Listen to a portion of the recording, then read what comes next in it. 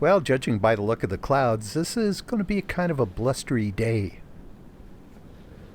Yeah, definitely going to be a blustery day. Love those Chinook arches, though.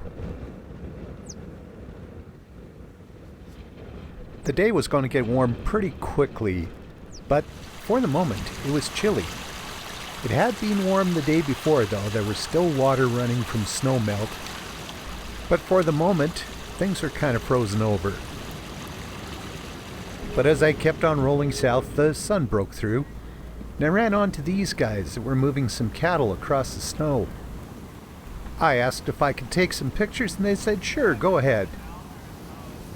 So I parked up on a ridge and watched them go down along the creek and off to the next pasture. I do love living in the West. Although it doesn't look much like it, the day was warming up considerably, and the willows were starting to look really pretty, catkins popping out everywhere. And I love the bright colors that the stems get at this time of year. But as I was searching among them, looking hopefully to find a bluebird, I saw something else. In case you don't know what that is, that's a pygmy owl.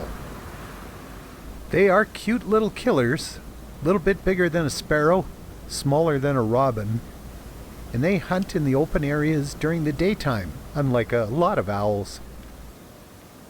This one, bobbing up and down, had just spotted a vole. I didn't get video of it, but I did get some still pictures. Look at the size of that animal compared to the owl. Absolutely amazing. The wind picked up and there were a few snowflakes flying around, but they were coming mostly from the high elevations. Down here low in the valleys, it was warm enough for melting to happen.